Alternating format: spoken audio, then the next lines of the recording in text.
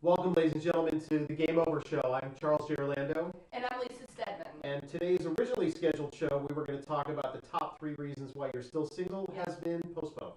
Yeah, we're going to do that on Monday in light of what happened in Connecticut today. Yeah, it just feels like the right thing as a live show. Yeah. You know, we're relationship focused, but I think we have a responsibility to talk about what's important instead of what's important to certain specific people in their relationships. Well, and we are a live show, and we don't do any advertising, and Right. and this is something that just when we came in this morning to the production meeting, it was like, yeah, we could go forward with this.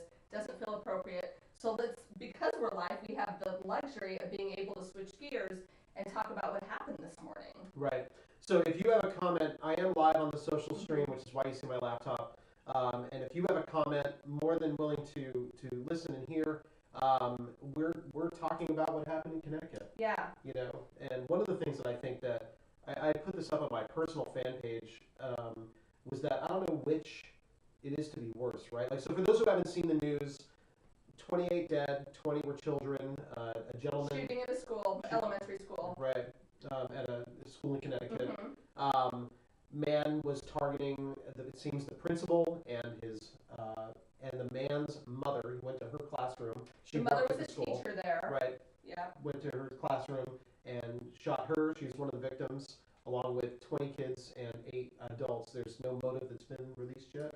Not that we know of, but he shot himself too. Right, of course he did. You Yeah. gutless piece of shit. I say cut out the middle and just kill yourself, but Yeah. Well, we'll get to that. yeah, we will. We will. And you know, I've seen a lot when we posted this morning about, you know, sending thoughts and prayers to Connecticut. People weighing in on gun control. It's not a show about gun control. We will get to that, but this is really about, you're a parent of 2 teenagers. I was a foster parent this year to my 14-month-old niece who stayed with us till she was 22 months.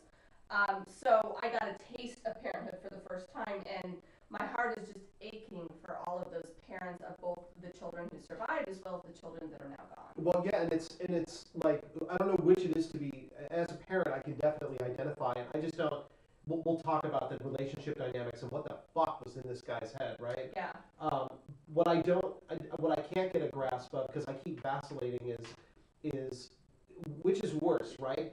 To lose your child, right, or to have your child the one that you pick up, but then you have survivor's See, guilt. to me, there is no contest. I think it's way worse to go to that school and find out your child was one of the slain. I think that is way worse than having survivor's guilt, because you can get therapy for survivor's guilt. I don't think parents ever get over the loss of a child. No, I totally agree. And then I started thinking about the teachers who witnessed it all, the policemen who walked in on the classroom with all the God kids bless who had the been policemen. shot. Like, Thank you for doing your job. I'm sure as small town police officers, you've never seen anything like this before. So thank you for showing up the way you did today to take care of all these kids and everything that you must have seen in that school today. yeah, I mean, this is a town of, what, 27,000 people, I think? Super small town, Yeah. a very close-knit community.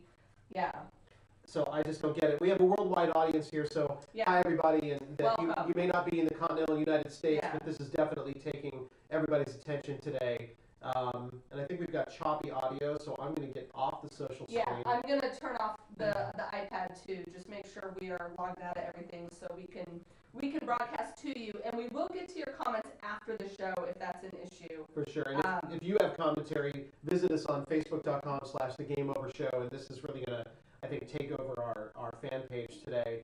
That's our goal with all of that. Yeah, you know, it was interesting. I saw a new fan page pop up on Facebook that was like an RIP to the victims. I can't join that fan page. I just can't.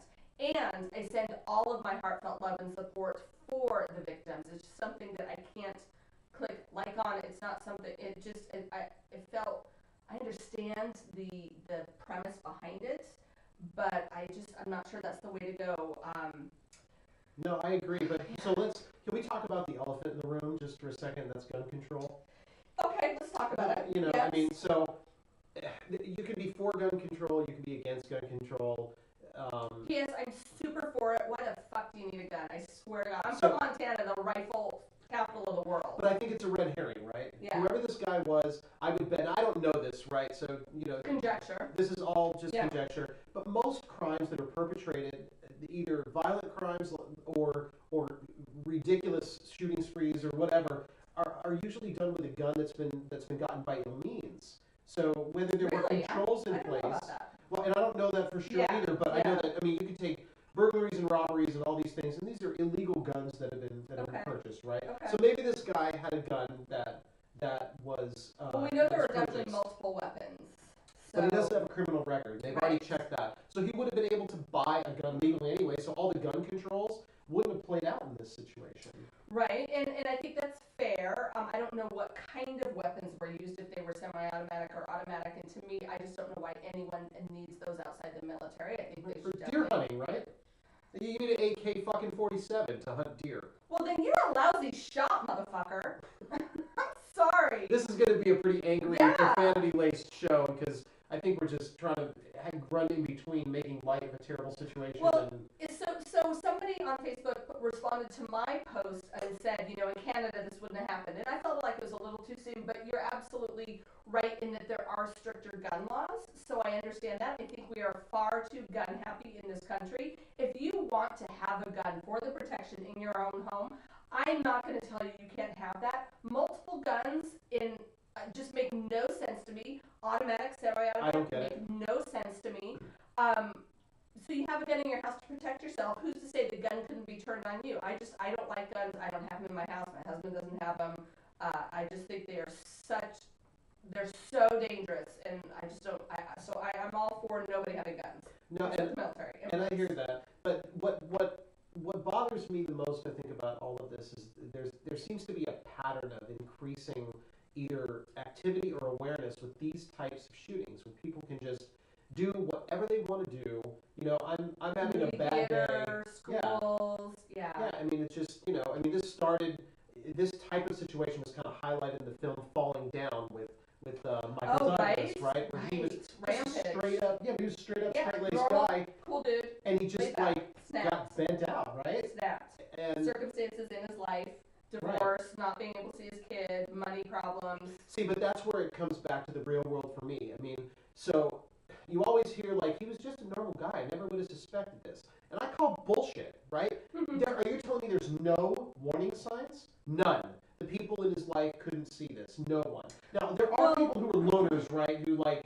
they live on a mountaintop and you'll never know what they're going to do. But come on. So in this scenario, especially considering that it was his mother that he shot up her classroom, I'm wondering if the family didn't know anything. Right. And I'm so not blaming the family, and I know on the news they've talked about where's the dad, we need to talk to the dad of this kid and this 24-year-old gunman at 24, 27? One of the, I think 24. Yeah, 20, yeah, Yeah. okay. Producer Fiona saying 24. 25? 24. Okay, 24. So you'd think that if there's a family dynamic going on, somebody would know about it. But again, that's hindsight, right? So, I mean, and I'm thinking back to the gunman who opened fire in the Colorado movie theater. These are public places. I do not. This is like the time where people start to get really scared and not want to leave their house, and I call bullshit on that. So. How do we go out and what did I say? No, but you said it before the broadcast. Lisa was really eloquent, and she's like, just take yourself out of the gene pool, right? Dear crazy people, Yeah. don't kill you. Yeah. Okay. If you're that miserable, if you're that upset with how your life is going, if you are in that much mental anguish, and maybe you've tried therapy, maybe you've tried medication, or if you haven't and you just don't want to, and you want to take your rage out on the world, take it out on your head with a gun if that's what you choose to do. Do not take it out on people around you. And this is my rant. Yes, this is my rant. There are fucking children who should not be dead today because of you. Shame on you. No doubt. And please, anybody who's watching, obviously this show or Lisa or I do not advocate suicide, right? No. That's not what we're saying. Just to make that Exhaust clear. all other, please get help. But at the end of it, you don't have the right to go after innocent kids and do something, you Yeah. spineless piece of shit. And then, not only do you do it, but then you're going to go and take yourself out of the equation. So there's no Skip that closure. middle part. Skip that middle part. There's no closure, though. I mean, you end up killing everybody around you, and then nobody gets any kind of closure. There's no ramifications. And nothing. what's the statement that you're making at the end of all this? What's the statement? What do you want to get across to us? That we should be afraid? Fuck you. Right. Sorry. No, I totally get it. Sorry.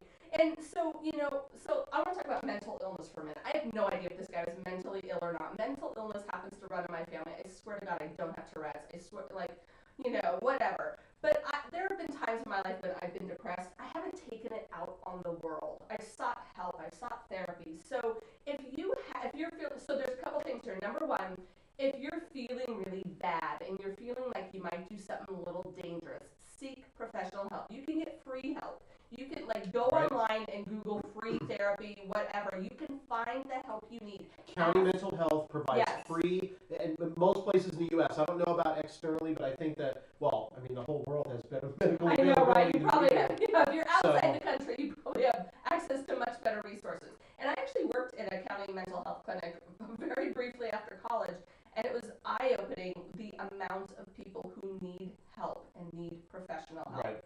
Now, if you're somebody who, based on what you saw today, what you've read on the news, and you're feeling depressed now, seek help too, because this is really hard for people. They start to internalize it. They start to think, what if that was my kid? And if you need help, please seek help. Don't internalize. Don't take it on.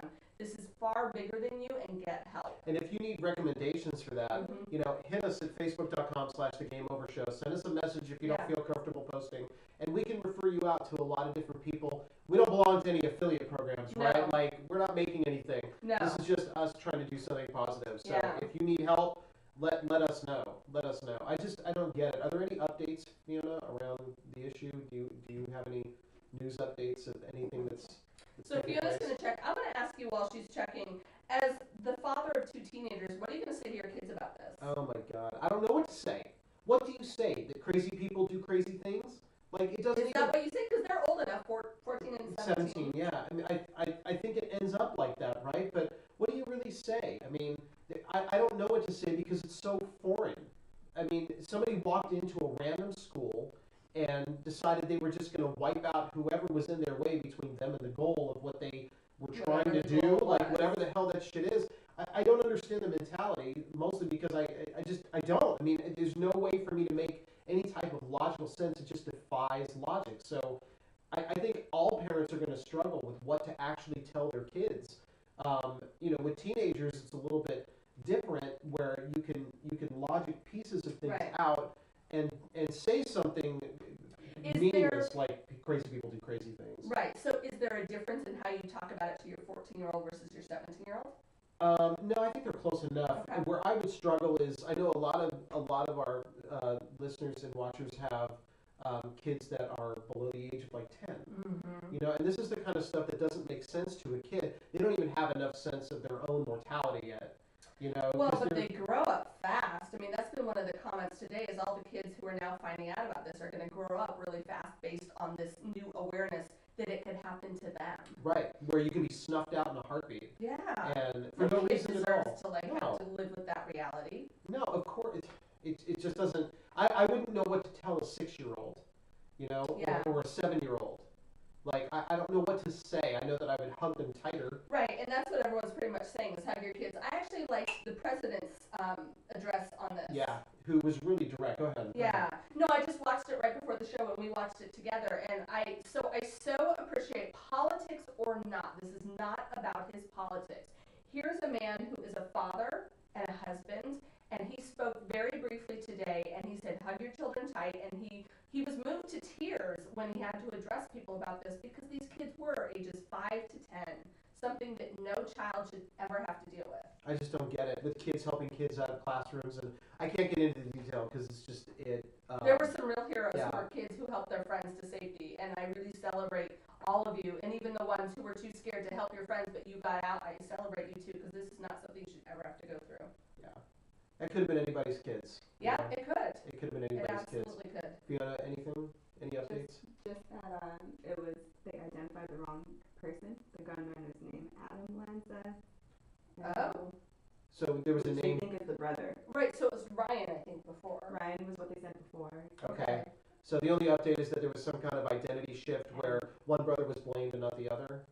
And so now they're saying the gunman is named Adam? Adam Lanza. Adam Lanza, and okay. The weapons that he used were, I don't know how to say it, Sig Sauer, the gun. Okay. And a Glock.